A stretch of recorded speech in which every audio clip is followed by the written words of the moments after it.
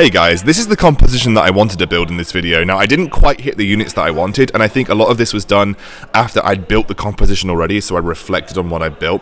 But it's essentially 6 feathered, including Wind Ranger and Shining Dragon and Lightblade Knight, alongside Taboo Witcher, Whisperseer and Warpwood Sage. That gives you 6 feathered. 3 dragons, including Shining Dragon, Dragon Knight and Winter Chiropteran.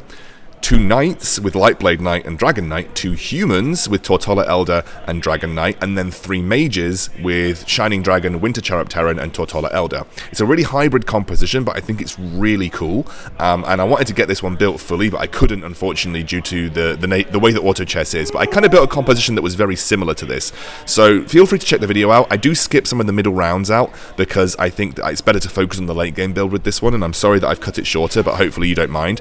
And I'm going to do some longer ones when I'm at home. The audio is a bit funky today because of me being at work, but hopefully that won't matter too much, and hopefully you still enjoy it. By the way, all the same rules for giving away a Switch still apply, so please feel free to enter. Hey guys, right, this is the new unit that's come out. It's called the Winter Chiropteran, and I wanted to create a composition that used it just to sort of kick things off. Over the next few days, I'm going to be creating more different sort of styles of compositions that use this unit. The reason being is that it's actually a fairly adaptable unit.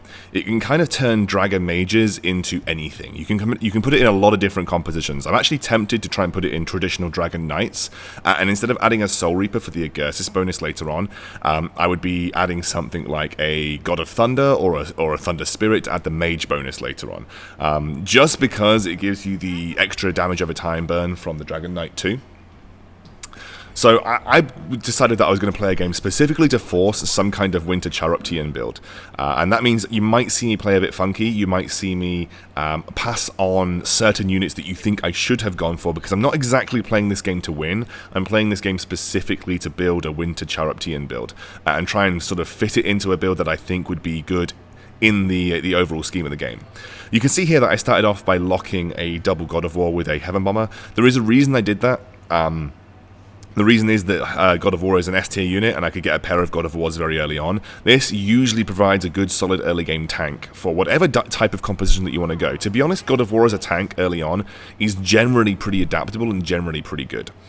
So if you see God of War early on and you don't have sort of a mass amount of goblins that you want to pick up, or no other major units that you think that you could sort of add into the composition, then God of War is a really, really good option, just because he's a very adaptable and very sort of pliable tank. He can basically fit himself into any kind of composition. Also, you see me picking up goblins. In general, if you're playing the God Goblin build, it's better to go for the 2 mechs, because you get the mech bonus, which gives you a small amount of HP regeneration, and that genuinely could make the difference in the early rounds. Also, I just think that Heaven Bomber is one of the better goblins to pair up with God of War, because you generate your own mana back after the first round of your ultimate, and so you just constantly cast your ultimate over and over again. And as you can see here, I actually end up getting a lot of pairs. I've got a pair of Skybreakers, a pair of Heaven Bombers, a pair of God of Wars, and also a pair of Agursis Rangers, which makes me actually a fairly good, puts me in a fairly good early game position. It also lends itself to early game rolling, which you might see me do this game. You might see me do a couple of early game rolls. If I sound like there's a lot going on in the background, by the way, guys, it's because I am recording this at the studio where I am commentating the European Masters. So, unfortunately, if there's a bit of noise going on in the background, I hope you guys can deal with it, because this is just kind of recording at work, essentially. It's also why I missed yesterday, by the way. I couldn't actually get the game to work at the hotels. So I'm doing everything that I can to reduce the amount of background noise, but you might hear occasional chatter. It's because I'm sort of recording from a studio, and there's a lot of things going on here, but I'm doing my best to keep the microphone as close to my mouth as possible so you guys can just hear me. As you can see, I have gone for a 2-star Agursis Ranger.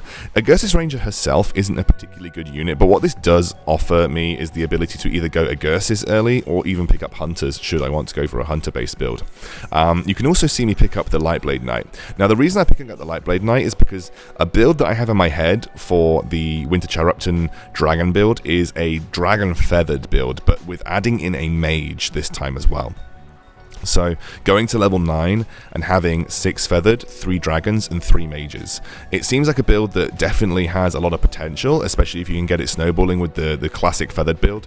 And then you add in the dragons afterwards with the mage to give yourself a lot of magic damage that you can output. To be honest, guys, my general assessment of the Winter Chiropteran is like, it's not a good unit. It's actually not that good of a unit, realistically. You can see here that I actually pick up 2 Warpwood Sages, and I actually sell off the source for this as well.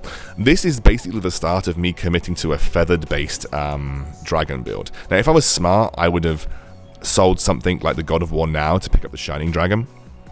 But I still wanted to keep the God of War pair and the Skybreaker pairs, simply because they're just incredibly good units in the early game. So I was basically sacrificing a potential late game unit, saying that I could probably pick it up later because it's a 2 cost, for the potential to keep my God of War and my Skybreaker together, which is what I wanted to do. I could have sold the Winter Chiropteran off as well, but I wanted to keep the Winter Chiropteran where I could because it's the new unit, and obviously this entire video is about using the new unit. But as I was saying, I don't think the Winter Chiropteran is a particularly good unit itself. I think it's pretty solid in gods. I actually think it's a pretty solid addition to a god mage build because it acts like a super defensive kind of bailout unit. Like this unit is really good at just keeping your units alive in god builds, so it's actually a really good addition to a god build. But I actually think it's strictly worse than the other dragons. The only reason it's good is it gives you more adaptability in terms of which mages that you want to bring on in a dragon mage base build. It also allows you the option to go for something like dragon knights, but instead of adding the Agursis, like I said, you can add the mage build. It just gives you some more flexibility in dragon builds. It also lends itself to going 6 mages. There's a lot of really good 6 mage builds out right now, which now no longer rely on having God of Thunder, and instead you can use Winter Chiropteran. So I've seen a lot of Dragon 6 Mage builds as well, which I think is a really strong build, but it does require you to have a lot of really important 4-cost units like Pirate Captain at 2, Dragon Knight at 2, and Tortola Elder at 2, so it can be quite difficult to activate that build. But in general, I think it's offered a lot more options. It's given you a lot more options as a mage player in general. So it's opened up a lot of mage builds, which is really good. So what you can see here is kind of my early game. I'm actually going to, at some point, cut out my mid game and just skip to the late game build that I was going to use, because whilst I usually like to describe all of the things that are going through my head, I wanted to focus on this late game build and how I think it should work, so that you guys could potentially get to it too. I will give you a brief rundown of what I did to get to that point, but I am going to skip a few rounds. I know that some people don't like that, but I think for the sake of this video, I want to focus on the late game, and I want to focus on how I was potentially trying to build this composition and the positioning, rather than sort of the in-game decision making, because you guys have watched enough of my videos now to know kind of what goes through my head. I can tell you at this point I am essentially looking to build an economy, because I don't have any major 2-stars that I need. So I'm essentially looking to build an economy from this point forward. So I'm going to skip to the point where I actually start to activate my feathered build, and then we can talk about...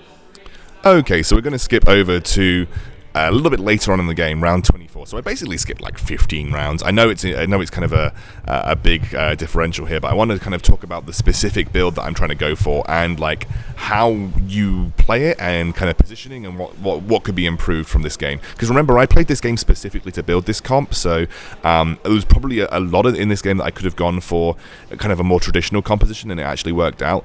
But I kind of wanted to specifically see how this build worked out in a sort of a feathered dragon composition, and actually it's working okay. So you can see here that I'm essentially searching for a unicorn to give myself the 3-star Warpwood Sage. I have got, unfortunately, a level 1 Taboo Witcher, a level 1 Shining Dragon, and a level 1 Shining Assassin, but I think those are the best 6 feathered units, including Lightblade Knight. If you can get Lightblade Knight to level 3 in this build, you have like a really big basic attack carry. You've got a little bit of magic damage coming from your dragon. You've got the magic damage coming from whatever whatever mage you decide to put in your build. Now, if you've got Magicka Crystals, I would recommend going for God of Thunder. Obviously, God of Thunder is probably just the best mage in the game. There's no need to have Source in this build, because you have most of your units getting their mana automatically.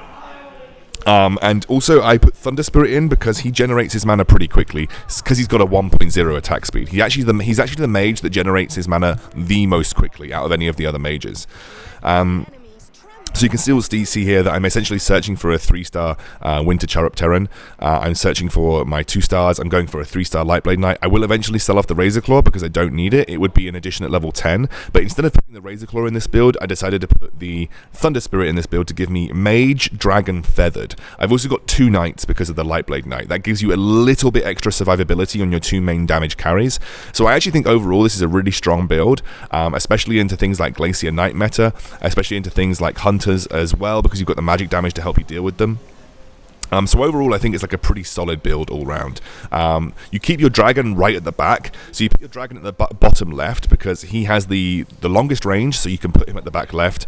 And you also, sorry guys, I'm really apologizing. I have to stop the audio sometimes because the background sound gets too high. But I do apologize if you can hear the goings on at the background. I've been working all weekend. And it's been difficult because obviously we had a patch, so I've had to record new content. Usually I'm prepared and I can release old content, but once a patch comes out, that content becomes irrelevant. So I'm in the situation right now where I don't really have that luxury. I kind of have to just take it as it comes. So this is the positioning. Bottom left, Dragon, because he transforms immediately, or Dragon Knight, because he transforms immediately, gets 4 range. He's also the unit that you want to protect the most. Top right, your Warpwood Sage, stacked with all of your defensive items. All defensive items go onto Warpwood Sage. He's your main tank, and in general you want him to take the majority of the damage. If I had a Taboo Witcher, and he was more than level 1, he would actually go in the middle top, and then I'd put my Whisperwood Seer or Whisper Seer on the outer left at the top. So I'll probably put the positioning and the build at the start of this video so you know exactly what I'm talking about. But that's the reasoning. Any attack speed either onto Lightblade Knight or Dragon Knight. If you can get a Frantic Mask, obviously goes onto Lightblade Knight. Otherwise I would put like a random staff, a random wooden club onto Dragon Knight because extra attack speed always helps him. Any extra damage, so damage items, onto Lightblade Knight because she is a big sort of auto attack damage carry who's probably going to be pretty useful in your ability to win this game. Any kind of magic generation items either onto your mage that could preferably be God of Thunder, so preferably God of Thunder, but I put it onto my my Thunder Spirit for the time being. And you can also put some onto your Shining Assassin. The reason being, Shining Assassin needs the bit of magic crystals to generate mana to get her shield up. You could also put it onto your Winter Chiropteran so that they have their ability ready. Oh, sorry, that's the lie. You don't want to put it on your Winter Chiropteran because they get it immediately because of the dragon bonus. So yeah, that's your general item guide when building this composition. I think this is actually a pretty strong composition overall. Also, you have the backup plan of the Winter Chiropteran that if your Warpwood Sage goes low enough and he has his ability up, it actually gets a load of HP back for your Warpwood Sage, which really increases the longevity of your front line. But you can actually see that this build's pretty strong overall, even though I forced it and I'm a little bit behind in terms of some of my particular items and units. I'm actually putting myself in a pretty solid position to do well in this game. You want your Dragon Knight to level 2, so 2-star priorities are Dragon Knight, 3-star priorities are any of your Druids and your Taboo Witcher, as well as your Lightblade Knight. You don't need to 3-star your Shining Dragon, although it will give you a massive DPS increase. You don't need to 3-star your Winter Chiropteran, just take them when they come. 2-star your Shining Assassin, of course, as well. But you can see here I'm kind of struggling for Warpwood Sage. I'm kind of struggling for Shining Assassin. I actually sell off my Shining Assassin, or I'm thinking of selling off my Shining Assassin because I want to free up bench space and get a Winter Chiropteran to level 3. But I also need to get a Taboo Witcher at level 2, which would be really good. You see here, I actually end up picking up a Lightblade Knight, which is really helpful. That Lightblade Knight now gives me one Lightblade Knight away from getting level 3. If I get Lightblade Knight level 3 in this composition, with the dodge and so I've got the dodge from the Feathered, but I've also got the Night Shielding coming out from my 2 Knights. That gives me a hyper carry that is very difficult to take down, which is why I really like adding in Lightblade Knight in general. Somehow I find myself getting top 3 in this situation. I've done really well in this scenario to get to top 3, just because of the nature of this build. It can be a little bit kind of inconsistent, and it comes down to RNG, but I do think this is a strong enough build to get you sort of top position over and over again. If I get a Lightblade Knight 3, I end up winning the game. You can see it's Thunderhide here. I do roll for Thunderhide. The reason I roll is because I'm below 10 gold anyway.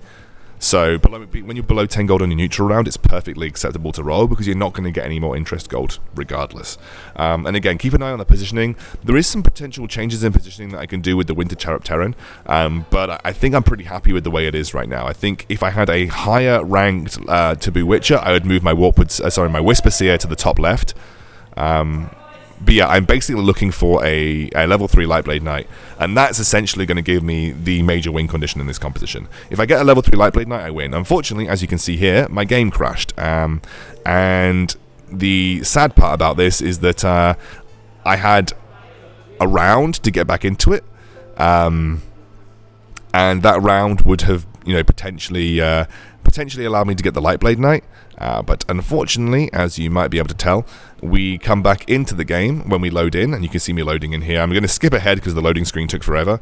I'm going to skip ahead, getting into the game at 100%, and we're dead. So we actually, unfortunately, died out. Now, it is what it is. I actually beat the other guy that we played up against, but unfortunately, I just didn't find that level 3 Lightblade Knight, which really would have given me the edge in kind of coming out on top here. But I do really like this composition. I do think it's one of the stronger ways to play with Winter Chiropteran and Feathered, and I hope that you guys give it a test. I'd also love to hear what you guys have been playing as well. I'd love to hear what you guys have been playing in terms of units, and that'd be really awesome to hear that too.